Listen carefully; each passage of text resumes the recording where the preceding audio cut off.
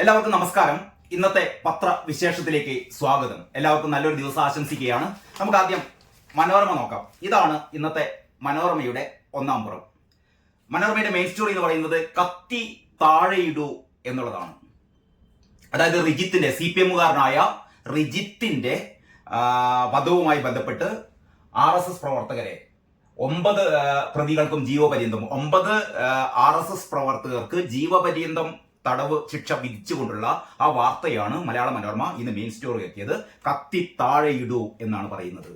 എനിക്ക് തോന്നുന്നു മലയാള മനോരമയെ സംബന്ധിച്ചിടത്തോളം ഒരു സ്റ്റോറി എങ്ങനെ കൈകാര്യം ചെയ്യണം എന്നുള്ളത്, എങ്ങനെയാണ് ഒരു വാർത്ത പ്ലേസ് ചെയ്യേണ്ടത്, എങ്ങനെയാണ് ഒരു വാർത്ത അവതരിപ്പിക്കേണ്ടത് എന്നുള്ളതിന്റെ ഒരു പ്രധാനപ്പെട്ട ഒരു ഉദാഹരണമായി നമുക്ക് ഈ വാർത്തയെ കണക്കാക്കാം. കത്തി താഴെയിടൂ. നമ്മൾ സാധാരണ ഒരു കൺവെൻഷനലായ തലക്കെട്ട് ഒഴിവാക്കിയിട്ട് സാധാരണ രീതിയിൽ മറ്റു പത്രങ്ങളൊക്കെ ഇപ്പോൾ ഉദാഹരണമായിട്ട് ഇതാ ആദ്യം കയ്യിൽ വന്നത് ദേശാഭിമാനിയാണ്. സാറില്ല, ദേശാഭിമാനിയില് വിജിത്ത് വധക്കേസ് 9 RSSകാർക്ക് ജീവപര്യന്തം. അതാണ് ദേശാഭിമാനിയുടെ മെയിൻ സ്റ്റോറി. 9 RSSകാർക്ക് ജീവപര്യന്തം റിജിത്ത് വധക്കേസ്.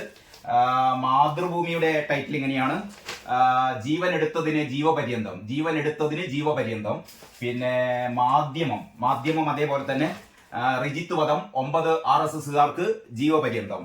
ഇനി കേരളകൗമുദി ആവട്ടെ, കേരളകൗമുദി പറയുന്നത് CPM പ്രവർത്തകൻ റിജിത്ത് വധം 9 RSS BJP പ്രവർത്തകർക്ക് ജീവപര്യന്തം. അങ്ങനെ ഈ രീതിയിലുള്ള വളരെ കൺവെൻഷനലായ തലക്കെട്ടുകൾ മറ്റു പത്രങ്ങളൊക്കെ ഉപയോഗിച്ചപ്പോ മനോരമയുടെ തലക്കെട്ട് കത്തി താഴെയിടൂ എന്നുള്ളതാണ്. ഇതാണ് ഒരു പ്രൊഫഷണൽ അപ്രോച്ച് എന്ന് പറയുന്നത്. ഒരു പത്രം തയ്യാറാക്കുമ്പോൾ മിക്കവാറും ദിവസങ്ങളിലൊക്കെ മനോരമ കാണിക്കുന്ന ഇതിന്റെ ഒരു എക്സലൻസ് ഇതാണ്. അതായത് പേജ് മേക്കപ്പിന്റെ അല്ലെങ്കിൽ ലേഔട്ടിന്റെ അതിലുപരി പത്രം തയ്യാറാക്കുന്നതിന്റെ, പത്രത്തിന്റെ പേജ് രൂപകൽപ്പന ചെയ്യുന്നതിന്റെ ആ ദൃശ്യഭംഗി മാത്രമല്ല, എങ്ങനെയാണ് ഒരു വാർത്ത പ്രസന്റ് ചെയ്യേണ്ടത്, ആ വാർത്തയുടെ ഒരു വികാരം ഉൾക്കൊണ്ടുകൊണ്ട് എങ്ങനെയാണ് ഇത് വായനക്കാർക്ക് മുമ്പിൽ എത്തിക്കേണ്ടത് എന്നുള്ളത് മലയാള മനോരമയെക്കാൾ മുന്നിൽ മറ്റു പത്രങ്ങൾക്കൊന്നും എത്തിച്ചേരാൻ പറ്റിയിട്ടില്ല. മനോരമയെ പലപ്പോഴും നുണരമ എന്നൊക്കെ പറഞ്ഞിട്ട് മനോരമ, അത് സാധാരണ ഈ സഖാക്കൾ പറയുന്നതാണ്. കാരണം സഖാക്കൾക്കെതിരെ കുറ്റം പറഞ്ഞു കഴിഞ്ഞാൽ അവരെ മുഴുവനും ചാപ്പ് കുത്തല്ലോ. ഒന്നുകിൽ RSS ആയി BJPയെ ചാപ്പ് കുത്തും. മനോരമ ഏതായാലും RSSും BJPയുമായി ചാപ്പ് കുത്താൻ പറ്റാത്തത് കൊണ്ട് അവരെ നുണരമ എന്നാണ് വിളിക്കുന്നത്. അവർ വിളിക്കട്ടെ, അവർ വിളിച്ച് സായുജ്യം അടയട്ടെ, വികാര വിജൃംഭിതരാവട്ടെ എന്ന് മാത്രമേ ആശംസിക്കാനുള്ളൂ. ഏതായാലും മലയാള മനോരമയുടെ തലക്കെട്ട്, അതിന്റെ ഡക്കുണ്ട്: രാഷ്ട്രീയ കൊല, 19 വർഷം മുമ്പ് മകനെ നഷ്ടപ്പെട്ട അമ്മ പറയുന്നു. ഇതിന്റെ മറ്റൊരു പ്രത്യേകത എന്ന് പറഞ്ഞാൽ ഈ സ്റ്റോറിയിൽ യഥാർത്ഥത്തിൽ ഈ 9 RSS പ്രവർത്തകർക്ക് ജീവപര്യന്തം, ഈ 9 RSS പ്രവർത്തകർ കുറ്റക്കാരാണ് എന്ന് ദിവസങ്ങൾക്ക് മുമ്പ് തന്നെ കോടതി വിധി കൽപ്പിച്ചിരുന്നു. ഇവർക്ക് ഇനി വധശിക്ഷയാണോ നൽകാൻ പോകുന്നത്, ജീവപര്യന്തമാണോ നൽകാൻ പോകുന്നത്, ഇരട്ട ജീവപര്യന്തമാണോ നൽകാൻ പോകുന്നത് എന്ന് മാത്രമേ നമുക്ക് അറിയേണ്ടതുണ്ടായിരുന്നുള്ളൂ.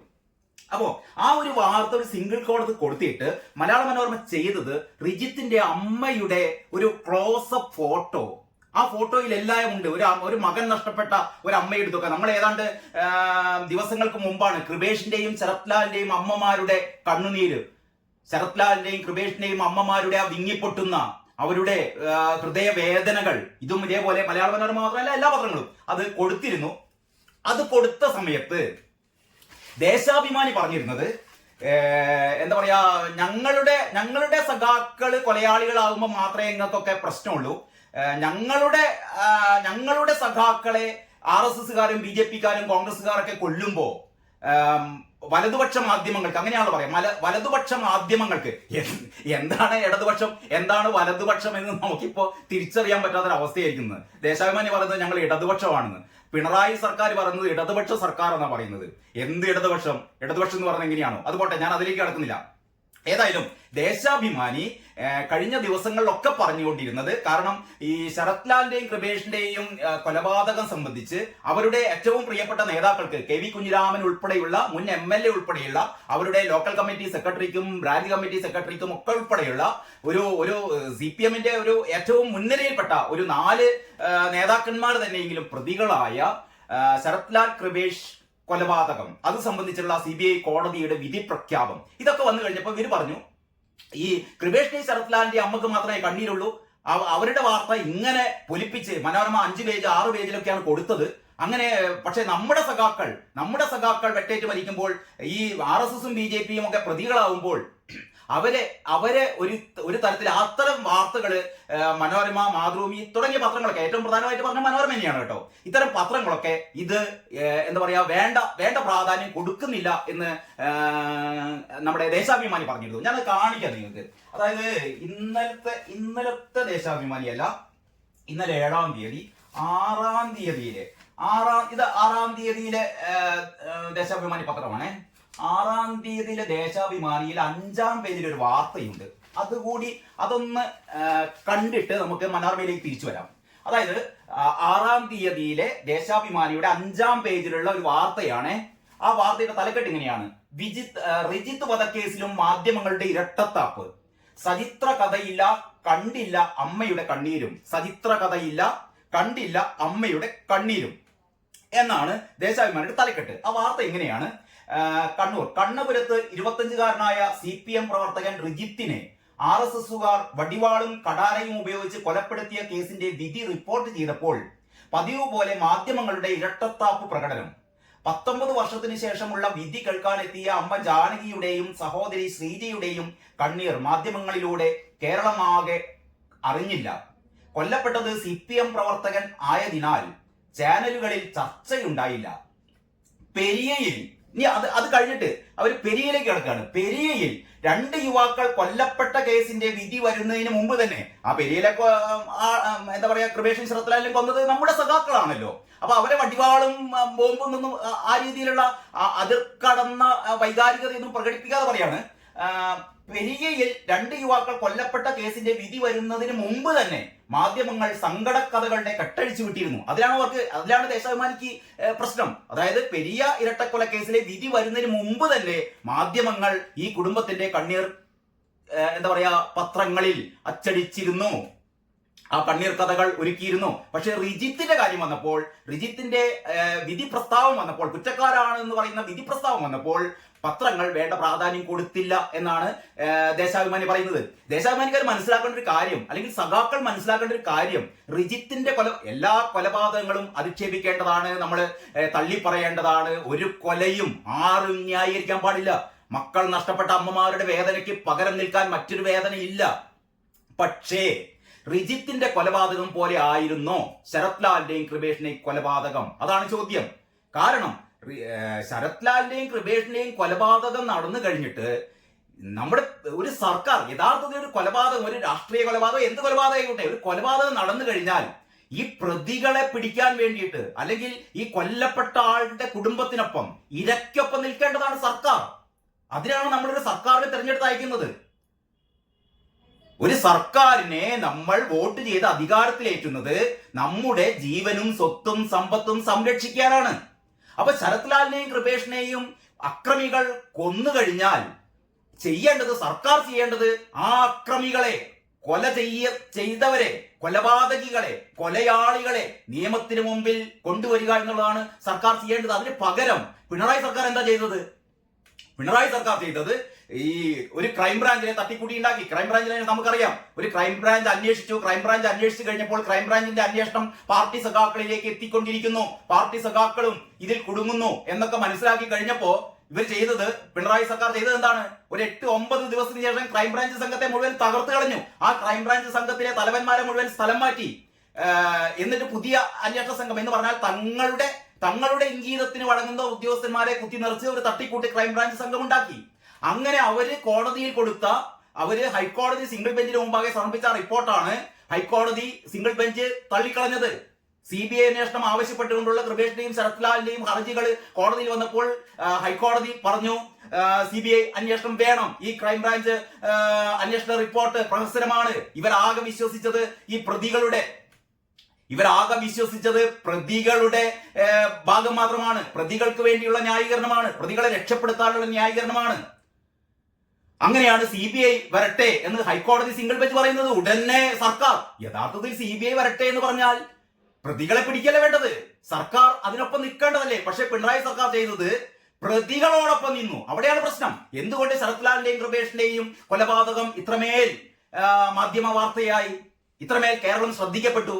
കാരണം സ്റ്റേറ്റ് ഒരു ഇരക്കൊപ്പം നിൽക്കേണ്ടതിന് പകരം സ്റ്റേറ്റ് നിന്നത്, ഭരണകൂടം നിന്നത് പിണറായി സർക്കാരിന്റെ എന്താ പറയാ തെമ്മാടി ഭരണകൂടം. അങ്ങനെയാണ് സാധാരണ ഞാൻ പല പ്രാവശ്യം പറഞ്ഞതാണ്. KC ഉമേഷ് ബാബു പറഞ്ഞ ആ ഒരു എന്താ പറയാ ആ ഒരു രീതിയിലുള്ള ഒരു കാഴ്ചപ്പാട്. കാരണം അങ്ങനെയാണ് ഈ സർക്കാർ നടത്തിക്കൊണ്ടിരിക്കുന്നത്. അപ്പൊ ഈ സർക്കാരിന്റെ നെറികെട്ട സമീപനം ഇത് വേണ്ടെന്ന് പറഞ്ഞു. അതായത് CBI അന്വേഷണം വേണ്ട എന്ന് സിംഗിൾ ബെഞ്ചിന് മുമ്പ് പറയുന്നു. അത് കഴിഞ്ഞിട്ട് ഡിവിഷൻ ബെഞ്ചിലേക്ക് പോകുന്നു, ഹൈക്കോടതി ഡിവിഷൻ ബെഞ്ചിലേക്ക് പോകുന്നു, അവിടുന്ന് ഹൈക്കോടതി ഓടിപ്പിക്കുന്നു, അത് കഴിഞ്ഞ് സുപ്രീം കോടതിയിലേക്ക് പോകുന്നു. നിങ്ങളൊന്ന് മനസ്സിലാക്കണം, നമ്മളൊക്കെ എന്റെയും നിങ്ങളുടെയും ഒക്കെ നികുതി കാശ് എടുത്തതാണ്. പിണറായി വിജയൻ സ്ത്രീധരം കിട്ടിയ വകയിലല്ല ഈ കാശ് കൊടുക്കുന്നത്. അതായത് CBI വേണ്ട, CBIക്കാർ വേണ്ട എന്ന് പറയാൻ വേണ്ടിയിട്ട് ഹൈക്കോടതിയിൽ അഭിഭാഷകരെ വിലക്ക് വാങ്ങുന്നത്, അഭിഭാഷകരെ കൊണ്ടുവരുന്നത് പിണറായി വിജയൻ സ്വന്തം തറവാട്ടിൽ നിന്നെടുത്ത കാശ് കൊണ്ടല്ല, ഗോവിന്ദമാഷിന്റെ തറവാട്ടിൽ നിന്നെടുത്ത കാശ് കൊണ്ടല്ല, പാർട്ടിക്കാർ ബക്കറ്റ് പിരിവ് നടത്തിയിട്ടല്ല. നമ്മുടെ നികുതി കാശ്, നമ്മൾ സർക്കാരിന് കൊടുത്ത നികുതി, നമ്മുടെ ഖജനാവിൽ നിന്ന് 1.25 കോടി എടുത്തിട്ടാണ് ഈ തെമ്മാടികളെ, ഈ കൊലപാതകികളെ രക്ഷിക്കാൻ വേണ്ടിയിട്ട് പിണറായി സർക്കാർ കൂട്ടുനിന്നത്. എന്നിട്ടോ CBI വന്നു കഴിഞ്ഞിട്ട് സുപ്രീം കോടതിയും CBI വരട്ടെ, CBI അന്വേഷണം അംഗീകരിച്ചുകൊണ്ടുള്ള ഒരു നിലപാട് കൈക്കൊണ്ടപ്പോൾ ക്രൈംബ്രാഞ്ച് റിപ്പോർട്ട് നൽകിയിട്ട് 6-7 പ്രാവശ്യം കോടതി പറഞ്ഞിട്ടാണ് ക്രൈംബ്രാഞ്ച് അന്വേഷണ റിപ്പോർട്ട് കൈമാറിയത്, തെളിവുകൾ കൈമാറിയത്. അപ്പൊ ഇങ്ങനെ കൊലപാതകികളുടെ ഭാഗത്ത് നിന്നുകൊണ്ട് അരുങ്കൊല ചെയ്ത കൃപേഷിനെയും ശരത് ലാലിനെയും അരുങ്കൊല ചെയ്തവർക്കൊപ്പം നിന്നുകൊണ്ട് ഇരകളെ എതിർപക്ഷത്ത് നിർത്തിക്കൊണ്ടുള്ള ഒരു സമീപനം കേരള സർക്കാർ നടത്തിയപ്പോൾ മാധ്യമങ്ങൾ തീർച്ചയായും അതിനെതിരെ നിൽക്കും. മാധ്യമങ്ങൾക്ക് അത് നിന്നേ തീരൂ, സത്യത്തിന്റെ പക്ഷത്ത് നിന്നേ തീരൂ. അതാണ് ചെയ്തത്. അതാണ് MV ഗോവിന്ദനും ദേശാഭിമാനിക്കൊക്കെ ക്രിമികടി എന്നാണ് പറയുന്നത്. റിജേഷിന്റെ മരണത്തില് വേണ്ട മാധ്യമ ശ്രദ്ധ പതിഞ്ഞില്ല. പക്ഷെ കൃപേഷിന്റെ ശരത് ലാലിന്റെ മരണത്തില് ആ കൊലപാതകികൾക്കൊപ്പം നിങ്ങൾ കൊലപാതകികളെ രക്ഷിക്കാൻ വേണ്ടി നിങ്ങൾ നിന്നു. ഏറ്റവും അവസാനം നമ്മൾ കണ്ടില്ലേ, ഏറ്റവും അവസാനം ഈ പ്രതികളെ 14 പ്രതികളെ ശിക്ഷിച്ചിട്ട് അതിൽ 10 പേരെ വധശിക്ഷക്കും 4 പേരെ നിയമവ്യവസ്ഥ മറികടന്നുകൊണ്ട് പോലീസ് സ്റ്റേഷനിൽ നിന്ന് പ്രതികളെ മോചിപ്പിച്ചതിന്റെ പേരിൽ KV കുഞ്ഞിരാമൻ അടക്കം 4 CPM നേതാക്കൾക്ക് 5 വർഷം തടവ് ശിക്ഷ വിധിച്ച 14 പേരെ കണ്ണൂർ സെൻട്രൽ ജയിലിലേക്ക് കൊണ്ടുവരുമ്പോ ആ കവാടത്തിൽ നിന്നുകൊണ്ട് സഖാക്കന്മാർ വിളിച്ച മുദ്രാവാക്യം P ജയരാജനും ഉണ്ടായിരുന്നു. P ജയരാജൻ പറയുന്ന CPMന്റെ സംസ്ഥാന സമിതി അംഗം P ജയരാജനും ഉണ്ടായിരുന്നു. P ജയരാജൻ ഈ തടവ് പുള്ളികൾക്കുള്ള സമ്മാനവുമായി വന്നിരുന്നു. താൻ എഴുതിയ പുസ്തകം, തടവറയിൽ ഇവർക്ക് ബോറടിക്കണ്ട, തന്റെ പുസ്തകം വായിച്ച് പ്രബുദ്ധരാവട്ടെ എന്ന് വിചാരിച്ച് P ജയരാജൻ തന്റെ പുസ്തകം കൊണ്ട് വന്നിരുന്നു. അതവിടെ നിൽക്കട്ടെ. ഈ സഖാക്കന്മാർ വിളിച്ച മുദ്രാവാക്യം എന്താണെന്ന് നിങ്ങൾക്കറിയോ?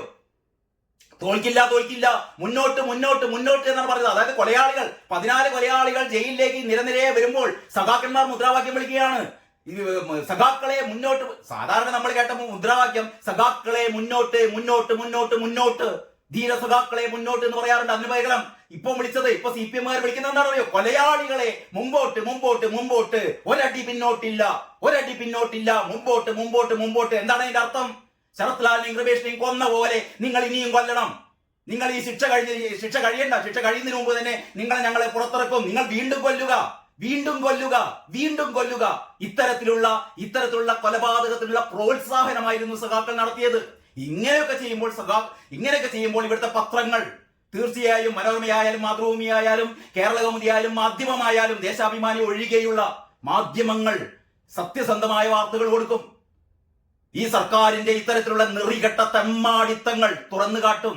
ഇതിന് ഈ ദേശാഭിമാനിക്ക് ഇങ്ങനെ കുരുകൊട്ടിയിട്ട് കാര്യമുണ്ടോ? എന്നിട്ട് ദേശാഭിമാനി എഴുതുകയാണ്, എന്താണ്, പെരിയയിൽ 2 യുവാക്കൾ കൊല്ലപ്പെട്ട കേസിന്റെ വിധി വരുന്നതിന് മുമ്പ് തന്നെ മാധ്യമങ്ങൾ സങ്കട കഥകളുടെ കെട്ടഴിച്ചു വിട്ടിരുന്നു.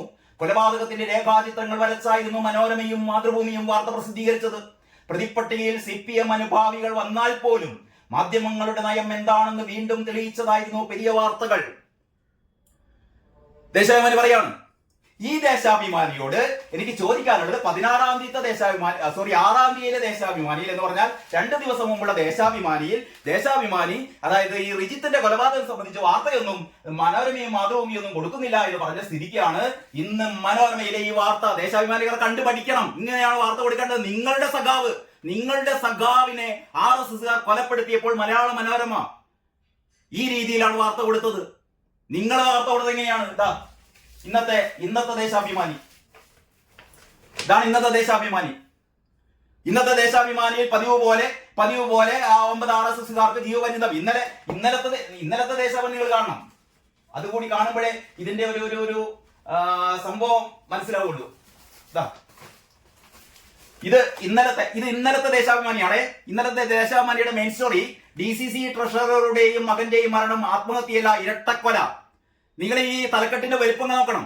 ഈ തലക്കെട്ടിന്റെ വലിപ്പം വയനാട് DCC സെക്രട്ടറി നമ്മുടെ NM വിജയന്റെയും മകന്റെയും ഫോട്ടോ സഹിതം അവർക്കൊരു റോസ ചുവന്ന ചമ്പനീർപ്പൂവൊക്കെ അവരുടെ ഓർമ്മക്കായി ആദരാഞ്ജലികൾ അർപ്പിച്ചുകൊണ്ട് ഈ ചിത്രത്തോടൊപ്പം വരച്ചു വെച്ചിട്ട് ഏറ്റവും വലിയ തലക്കെട്ടിൽ 8 കോളമല്ല 9 കോളത്തിലേക്ക് തള്ളി നിൽക്കേണ്ടതായിരുന്നു. പക്ഷെ 8 കോളം ഉള്ളതുകൊണ്ട് 8 കോളത്തിൽ ഒതുക്കി.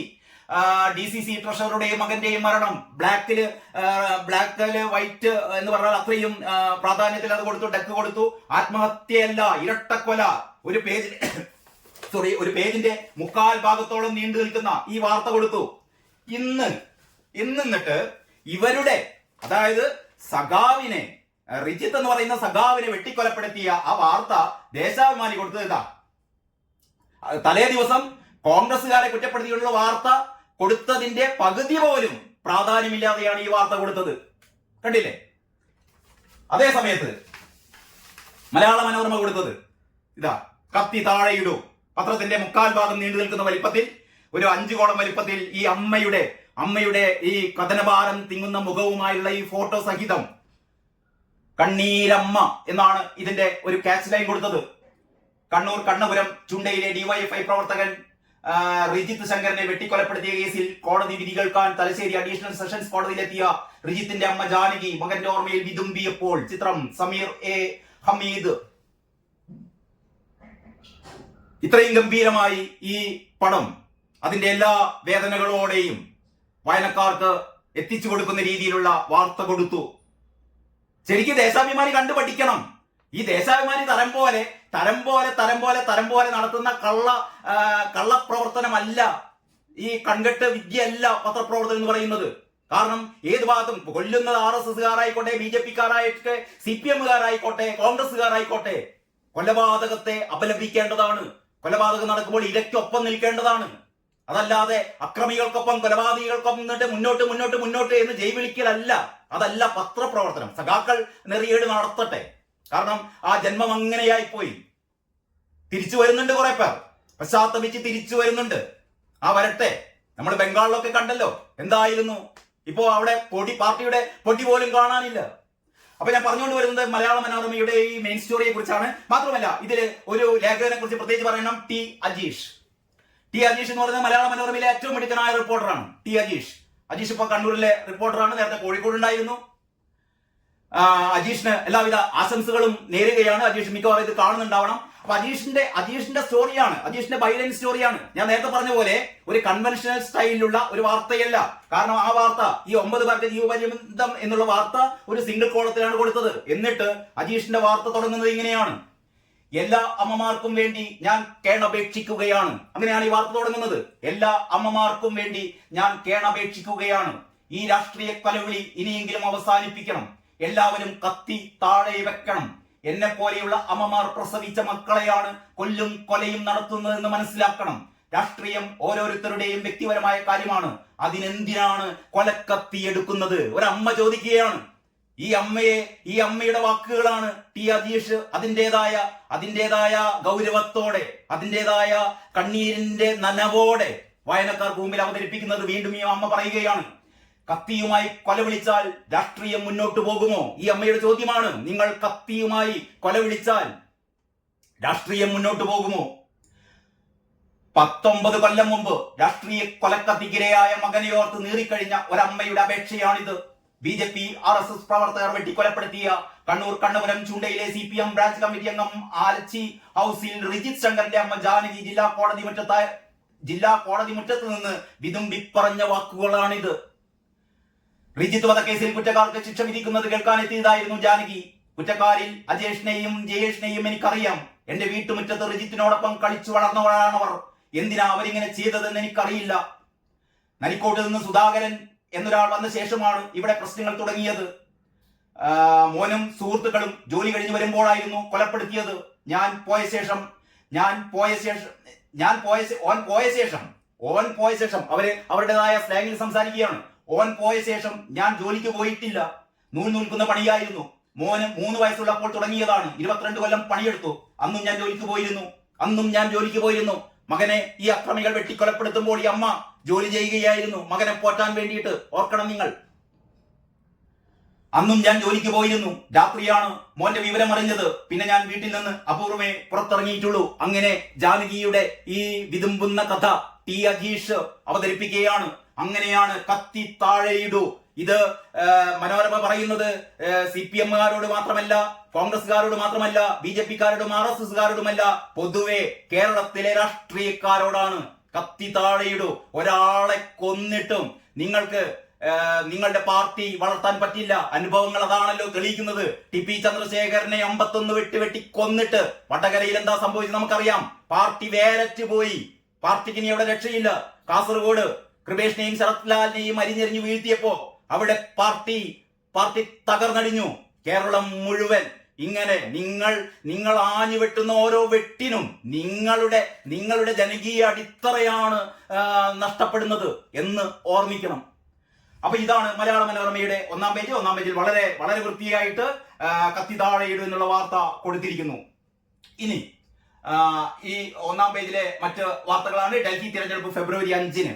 ഏറ്റവും പ്രധാനപ്പെട്ട മറ്റൊരു വാർത്തയാണ്. ഇനി എല്ലാ കണ്ണുകളും ഡൽഹിയിലേക്കാണ്. അരവിന്ദ് കെജ്രിവാൾ 3-ാം തവണയും അധികാരത്തിലെത്തുമോ എന്ന് എല്ലാവരും നോക്കിയിരിക്കുകയാണ്. അവിടെ BJP ഒരു 25 വർഷത്തിന് ശേഷം BJP അവിടെ അധികാരത്തിൽ വരാൻ പറ്റുമോ എന്ന് BJP ശ്രമിച്ചുകൊണ്ടിരിക്കുന്നു. നിങ്ങൾക്കറിയാലോ, കഴിഞ്ഞ 2 ലോക്സഭാ തെരഞ്ഞെടുപ്പിലും BJPക്ക് 7 കഴിഞ്ഞ 2 ലോക്സഭാ തെരഞ്ഞെടുപ്പിലും ഡൽഹിയിലെ 7 ലോക്സഭാ സീറ്റും BJP-യാണ് നേടിയത്. കോൺഗ്രസ് ആവട്ടെ, കോൺഗ്രസിന്റെ ഒരു സുവർണകാലം ഉണ്ടായിരുന്നു. ഷീലാ ദീക്ഷിതൊക്കെ മുഖ്യമന്ത്രിയായിരുന്ന കാലത്ത് ഒരു 15 വർഷം കോൺഗ്രസ് ഭരിച്ച സംസ്ഥാനമാണ്. അവിടെ വീണ്ടും തെരഞ്ഞെടുപ്പ് നടക്കുമ്പോൾ 3-ാം തവണയും അരവിന്ദ് കെജ്രിവാൾ വരുമോ? പഴയ കെജ്രിവാൾ അല്ല. അഴിമതി ആരോപണങ്ങളിൽപ്പെട്ട് മുങ്ങിത്താഴുന്ന കെജ്രിവാൾ വീണ്ടും അധികാരത്തിൽ വരുമോ എന്നുള്ളതാണ് എല്ലാവരും ഉറ്റുനോക്കുന്ന ചോദ്യം. അപ്പൊ ഡൽഹി തെരഞ്ഞെടുപ്പ് ഫെബ്രുവരി 5-നാണ്. 8-ാം തീയതി ഫലമറിയുകയും ചെയ്യും. മറ്റൊന്ന്, വിജയന്റെ കുടിപ്പും കത്തുകളും ശാസ്ത്രീയ പരിശോധനയ്ക്ക്. നേരത്തെ ദേശാഭിമാനി ആ വലിയ വാർത്ത ഞാൻ കാണിച്ചിരുന്നല്ലോ. DCC ട്രഷററുടെയും മകന്റെയും മരണവാർത്ത, ആത്മഹത്യ. അപ്പോൾ ആ വിജയന്റെ കുറിപ്പും കത്തുകളും ശാസ്ത്രീയ പരിശോധനയ്ക്ക് NM വിജയന്റെ മകന്റെ മൊഴിയെടുത്ത് വിജിലൻസ് സംഘം ഏതായാലും വിജിലൻസ് കേസ് അന്വേഷിക്കുന്നുണ്ട്. പിണറായി വിജയന്റെ വിജിലൻസ് തന്നെയാണ് അന്വേഷിക്കുന്നത്. അപ്പൊ ദേശാഭിമാനിക്ക് ഇത്ര ബേജാറാവാനൊന്നുമില്ല. IC ബാലകൃഷ്ണൻ അറസ്റ്റ് ചെയ്യണമെങ്കിൽ അറസ്റ്റ് ചെയ്യും. IC ബാലകൃഷ്ണൻ കുറ്റവാളിയാണെങ്കിൽ ജയിലിലടയ്ക്കും. കാരണം വിജിലൻസ് ആണ്, പിണറായിയുടെ വിജിലൻസ് ആണ്. അപ്പോൾ ദേശാഭിമാനി ബേജാറാവേണ്ട കാര്യമില്ല. അന്വേഷിച്ചോളും, വിജിലൻസ് അന്വേഷിക്കും. കുറ്റവാളികളാണെങ്കിൽ ആരെയും സംരക്ഷിക്കില്ല എന്ന് KS സുധാകരനും പറഞ്ഞിട്ടുണ്ട്. പിന്നെ കായികമേളയിലെ പ്രതിഷേധം, സ്കൂൾ വിലക്ക് പിൻവലിക്കുന്നു. ഈ കായികമേളയിൽ പ്രതിഷേധിച്ച 2 സ്കൂളുകൾക്ക് ഇനി മുതൽ മത്സരങ്ങളിൽ പങ്കെടുക്കാൻ പാടില്ല എന്ന് നമ്മുടെ വിദ്യാഭ്യാസ വകുപ്പ് മന്ത്രി ശിവൻകുട്ടി പറഞ്ഞിരുന്നു. ശിവൻകുട്ടി വളരെ സമാധാന കാംക്ഷിയാണല്ലോ, എല്ലാവർക്കും അറിയാലോ. ഈ പ്രതിഷേധമൊന്നും ശിവൻകുട്ടിക്ക് അറിയില്ല. പണ്ട് നിയമസഭയിൽ ഡെസ്കിന്റെ മേലെ ചാടിക്കേറി താണ്ഡവ നൃത്തമാടിയ ശിവൻകുട്ടിയാണ് പറയുന്നത് കുട്ടികളോട് പ്രതിഷേധിക്കരുത്. ആ കുട്ടികൾ പ്രതിഷേധിച്ചത് അവരുടെ വിധി നിർണയത്തിലുണ്ടായ ചില പാകപ്പിഴവുകളെ കുറിച്ച്, ഒരിക്കലും സംഭവിക്കാൻ പാടില്ലാത്ത പാകപ്പിഴവുകളെ കുറിച്ചാണ് കുട്ടികൾ പ്രതിഷേധിച്ചത്. ആ കുട്ടികളോട് പറയുന്നത്, നിങ്ങൾ പ്രതിഷേധിക്കരുത്, ഞങ്ങളെ കണ്ടുപഠിക്കണം. എങ്ങനെ? നിയമസഭയിൽ കയറിയിട്ട് നിയമസഭയിൽ ചാടിക്കളിക്കുക, തുള്ളിക്കളിക്കുക, താണ്ഡവ നൃത്തമാടുക. ആ ശിവൻകുട്ടി കുട്ടികളെ പഠിപ്പിക്കുകയാണ്. അവസാനം ശിവൻകുട്ടി കീഴടങ്ങുകയാണ്. ഈ സ്കൂൾ വിലക്ക് പിൻവലിക്കാൻ വേണ്ടി പോവുകയാണ്. പുനരാലോചിക്കുമെന്ന് പറഞ്ഞിട്ടുണ്ട്. മറ്റൊരു വാർത്ത, ISRO തലപ്പത്തേക്ക് ഡോക്ടർ വി നാരായണൻ. ടിബറ്റിൽ ഭൂകമ്പം 126 മരണം. ബോബി ചെമ്മണ്ണൂരിനെതിരെ, അതായത് ബോച്ചയ്ക്കെതിരെ ഹണി റോസ് പരാതി നൽകി. ദ്വയാർത്ഥ പ്രയോഗം, തന്നെ അപകീർത്തിപ്പെടുത്തു തുടങ്ങിയ കാര്യങ്ങളിൽ ഹണി റോസ് ബോച്ചയ്ക്കെതിരെ പരാതി നൽകി. ബോച്ചയ്ക്കെതിരെ കേസെടുത്തിരിക്കുന്നു. ഇതിന്റെ ബാക്കി ഭാഗങ്ങൾ എന്ത് സംഭവിക്കുന്നുവെന്ന് നമുക്ക് കാത്തിരുന്ന് കാണാം. അതിനെക്കുറിച്ച് ഞാൻ പ്രത്യേകിച്ച് ഒരു വീഡിയോ ചെയ്യുന്നുണ്ട് ഇതിന് ശേഷം. ഏതായാലും ഇങ്ങനെയാണ് മലയാള മനോരമയുടെ ഒന്നാം പേജ്. മറ്റു പത്രങ്ങൾ എങ്ങനെയൊക്കെയാണ് വാർത്ത കൊടുത്തത് എന്ന് അടുത്ത വീഡിയോയിൽ കാണാം. ഓക്കെ, എല്ലാവർക്കും നന്ദി, നമസ്കാരം.